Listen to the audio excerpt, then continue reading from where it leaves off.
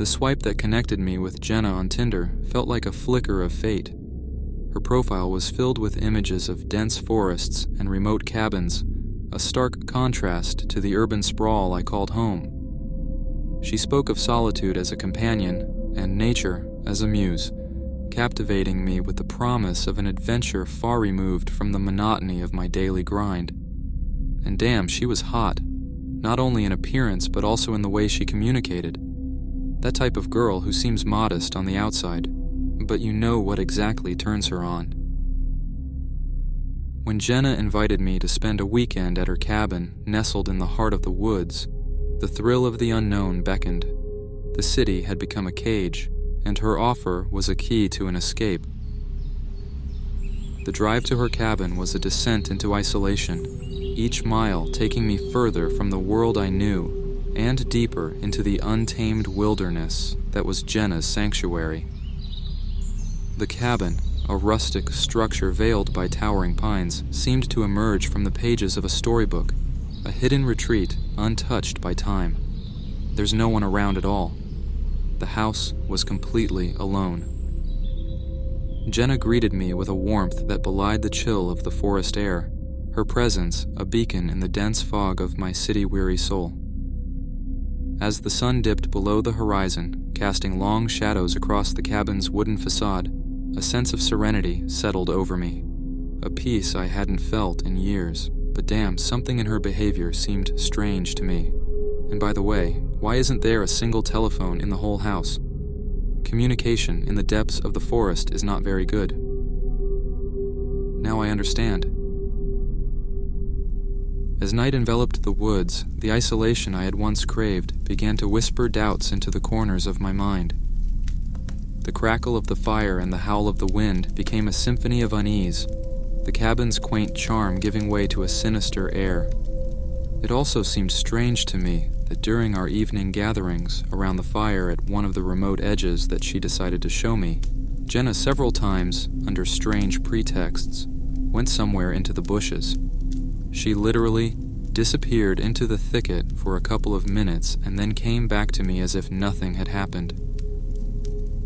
This alarmed me because no one needs to go to the toilet so often. And why wasn't she scared by the absolute darkness into which she went every time? Jenna's stories, once enchanting tales of solitude and communion with nature, now carried an undercurrent of obsession, a life so intertwined with the wilderness that it bordered on madness and even some kind of a hatred to the modern world. The first night passed with a restlessness that clawed at the edges of my sleep, dreams tainted by the eerie shadows that danced across the cabin walls. I think I heard some noise from the first floor when Jenna was already sleeping on top of me. It was as if someone was looking for something in the kitchen, but she warned that wood mice sometimes get in there. I hope it was them. By the next day, Jenna led me through the woods, her knowledge of the hidden trails and secret clearings both impressive and unnerving. It was in these moments, surrounded by the ancient stillness of the forest, that I began to feel the weight of our isolation, a disquieting sense that we were not alone in our woodland retreat. As the weekend unfolded, the cabin felt increasingly like a sinister prison, its windows and doors not just barriers to the elements, but to the world beyond. Jenna's demeanor shifted subtly, the lines between host and warden blurring as her invitations to extend my stay took on a more insistent tone. I remember how she first started talking about how she wanted to keep me at home and not let me go back to the city. Keep me at home, what does that even mean? She spoke of me as a thing that she could dispose of. There was something abnormal about her, and it was at that moment that it was felt extremely clearly. And then I stumbled upon a collection of belongings, not my own, hidden in a locked drawer. The true nature of Jenna's invitation became clear. Each item, a silent testament to previous visitors, hinted at a darker purpose behind the guise of a weekend getaway. The realization that I was not the first to be lured here and perhaps not the first to consider leaving a luxury I might not afford sent a surge of panic through me. And do you know what's the creepiest thing about this story? Planning my escape in advance until the very end, I tried to act as if I was enjoying the solitude of the forest, so as not to suddenly provoke any damage to my car. Maybe that's why I was able to start my Ford.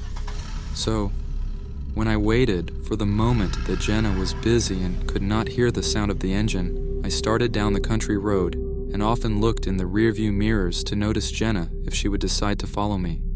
Only it was not her whom I saw. Between me and the house stood 3 untidy dressed people who seemed to never get out of this thicket. They looked like disgusting half-mutants with disfigured parts of their bodies. They just looked after me until I drove far enough. They stood right where my car was a minute ago. Where did they get out from? I don't want to remember it.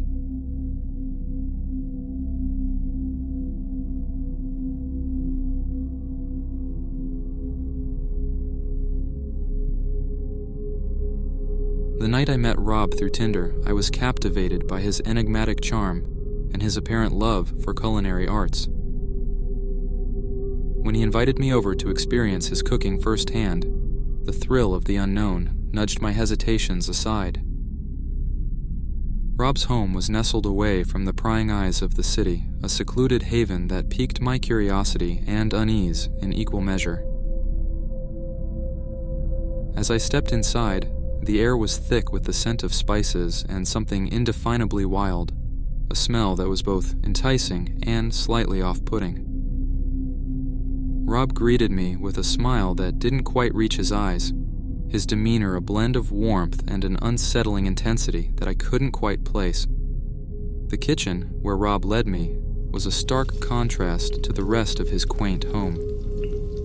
Stainless steel surfaces gleamed under the harsh lighting, the array of knives displayed on the walls. As Rob busied himself with the preparations, his movements were precise, almost surgical, each chop and slice revealing a level of skill that was both impressive and unnervingly methodical. As Rob excused himself, ostensibly to fetch a special bottle of wine from the cellar, I took the opportunity to glance around the kitchen, my curiosity tinged with an inexplicable unease. The room, clinical in its cleanliness, held an array of cooking utensils that seemed ordinary at first glance. But as I moved closer, the details began to unfold into a narrative far darker than I could have imagined. Strange jars behind the curtain, filled with something incomprehensible, like marinated chicken or something else. There was something alarming about them. Tucked away in a dimly lit corner of the kitchen, I noticed an old, worn leather-bound journal. Its pages, yellowed with age, were filled with handwritten notes and recipes that chilled me to the bone. The ingredients listed were not the exotic spices or rare meats one might expect from a gourmet chef, but rather horrifying descriptions that hinted at human anatomy. My heart raced as I realized these were not just the ramblings of a disturbed mind, but detailed accounts of cannibalistic feasts. Beside the journal, a collection of Polaroid photos lay scattered, each captured in moments of ghastly meals, the subjects displayed with a grotesque sense of pride. The realization hit me like a tidal wave. Rob's culinary expertise was a facade for his macabre obsession. Panic set in, every instinct screaming for me to flee from this house of horrors. As I heard Rob's footsteps returning, a desperate plan formed in my mind. I complimented him on the intriguing collection of knives displayed on the wall, asking if I could take a closer look. As Rob, ever the proud collector, turned to elaborate on his collection, I seized the moment. With my heart pounding in my chest, I edged towards the back of the kitchen, where I had noticed a small window above the sink earlier. It was barely large enough for a person to fit through, but it was my only chance. As Rob turned his back and began vigorously frying something on the stove, shaking the pan every now and then over the heat, I quietly opened the window, and the night air rushed in to greet me. I hoped he wouldn't feel the stream of coolness. Using the countertop to boost myself up, I wriggled through the window with a desperation I had never known. My escape was frantic, a blend of adrenaline and sheer willpower propelling me forward. Once outside, I didn't dare look back. The fear of Rob's realization pushing me to run faster than I ever thought possible, even though I had no shoes on my feet. I didn't stop running until I reached the safety of a well-lit street, far from the secluded horror of Rob's home. Gasping for breath, with my heart still racing, I flagged down a passing car, the driver's concerned face a blur through my tears. I was saved.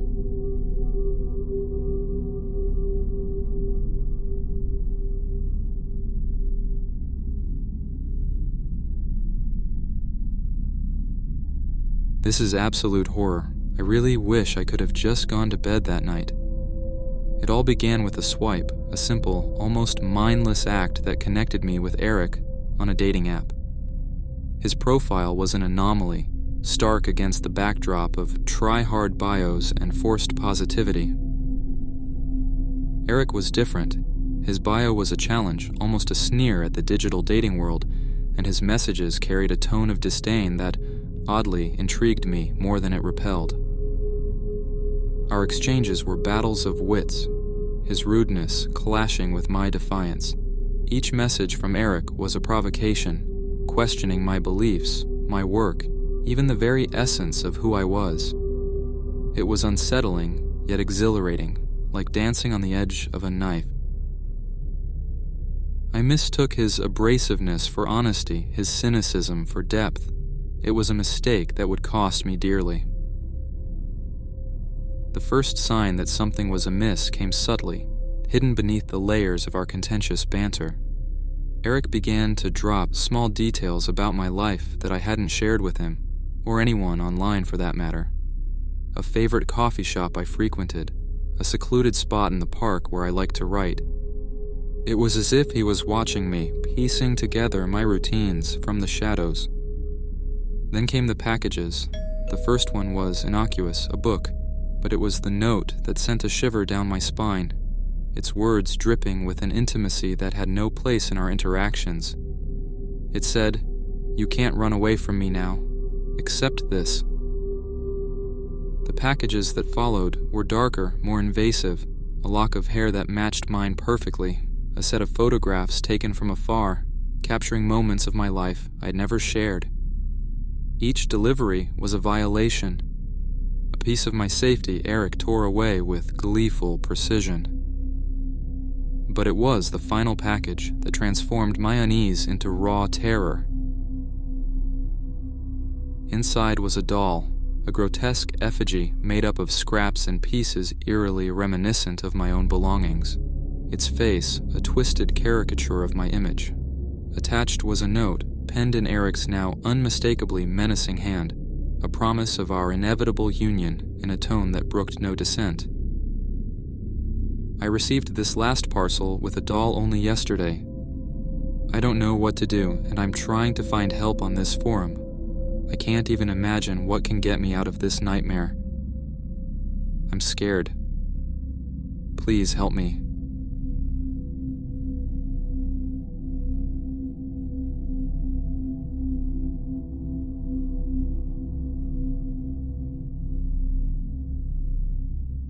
I've always excelled at lurking in the shadows, morphing into whatever twisted version people needed me to be. Sarah's profile on Tinder wasn't just a casual find. It was a goddamn target. Her interests, her smile, they were just the surface. Beneath that, I saw a life for the taking, not for sharing, but for dominating, for making my own. Chatting her up was like playing a twisted game, where I parroted her every like, her every damn passion, molding myself into the perfect reflection of her desires. When we finally met at that decrepit art show she was so obsessed with, I could see the shock in her eyes, maybe even a flicker of fear, at how eerily aligned we seemed. For her, it might have been fate. For me, it was just another prey cornered, but that was just the appetizer. I started stitching myself into the very essence of her existence, showing up uninvited, cloaking myself in her style, even hijacking her language. The puzzled looks on her friends' faces as I recounted events and whispered secrets from Sarah's life that I had no right to know. It was a goddamn rush. The real masterpiece, though, was hijacking her online identity. I crafted posts, comments, and direct messages, weaving a web that fused us into one. Her acquaintances started to notice, their discomfort and whispers fueling the chaos I relished in stirring within Sarah's world. The peak of my obsession was the night I broke into her place, a move as effortless as it was perverse. I transformed her space into a shrine of our fabricated life together, plastering it with photos, some doctored with my presence, crafting a sick narrative of us that thrived only in the depths of my fucked-up imagination. I was desperate for her to witness the twisted utopia I'd concocted, convinced it was superior with me at the helm. But when she walked in, the terror that painted her face was the real work of art, a testament to the depth of my madness. I tried to justify the nightmare, to sell her the poisoned dream of us fused into one. Her screams, raw and laced with dread, tore through my illusion, a chaotic symphony that heralded my downfall. In the end, it wasn't the wail of the sirens or the harsh flash of the cop lights that signaled my world's end. It was the sheer horror and repulsion etched on Sarah's face. Dragged away in Kiefs, her haunting cries lingered, a brutal reminder of the monster I'd become, far removed from any semblance of a mere admirer.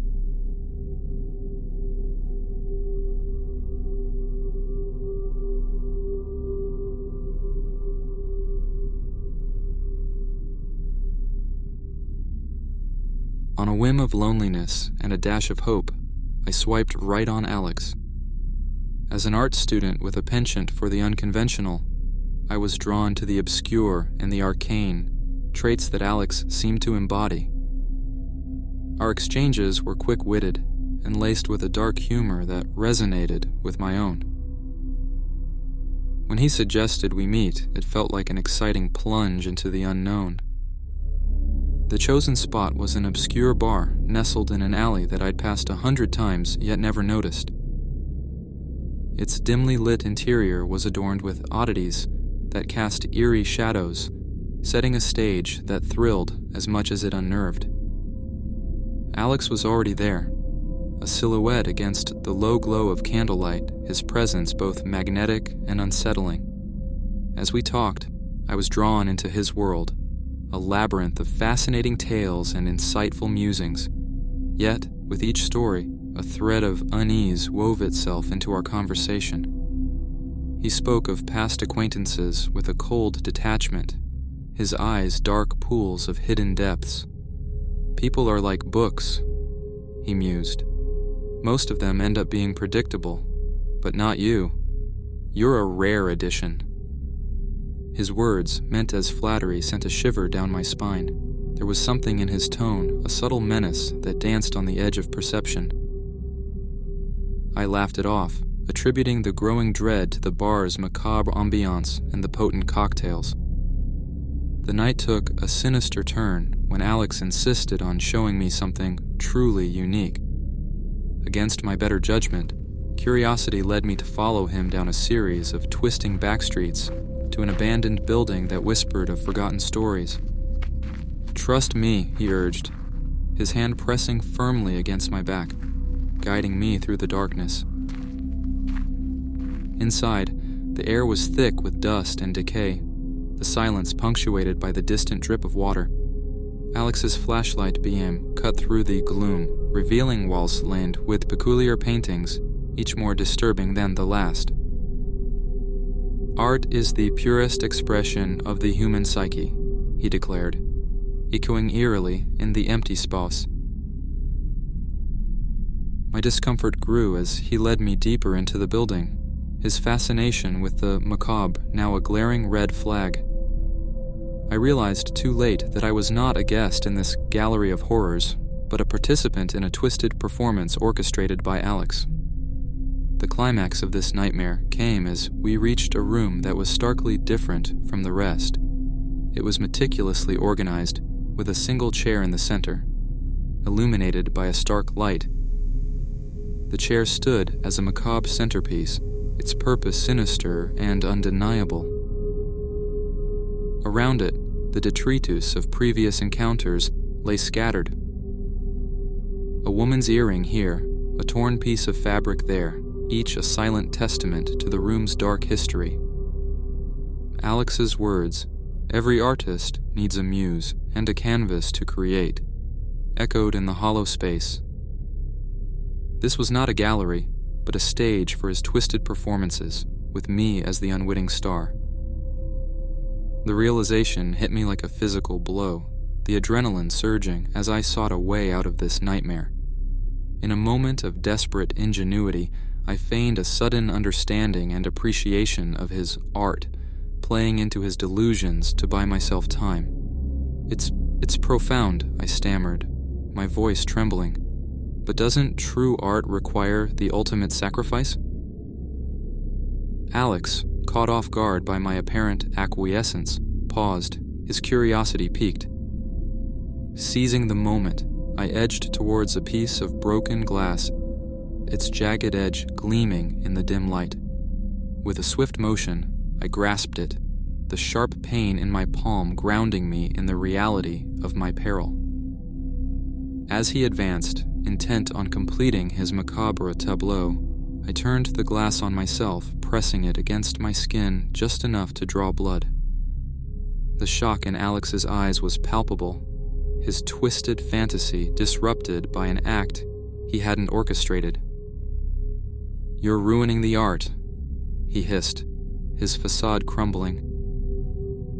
Using his momentary hesitation, I hurled the glass at the room's lone light source, plunging us into darkness. The sound of shattering glass was my cue, and I ran, guided by the faint moonlight filtering through the broken windows. My escape was a blur of shadow and fear, the night air a balm to my terror-seared senses. In the aftermath of my escape, I mustered the courage to report Alex to the authorities. What they uncovered was chilling. Alex, whose real name was Julian Clark, had a dark past littered with similar incidents. His apartment was a den of horrors, filled with personal items from various women who had been reported missing over the years. But the most frightening thing is that they also found photographs of his previous mutilated victims, sitting lifelessly right on the chair where he tried to put me. As I pieced my life back together, the horror of that night lingered, a stark reminder of the darkness that lurks behind the most enticing facades. Alex's room, with its sinister chair and the echoes of those who'd sat there before me, haunted my dreams, a chilling testament to the dangers of seeking connection in the shadows of the digital world. Subscribe for more scary videos and press the like button if you enjoyed.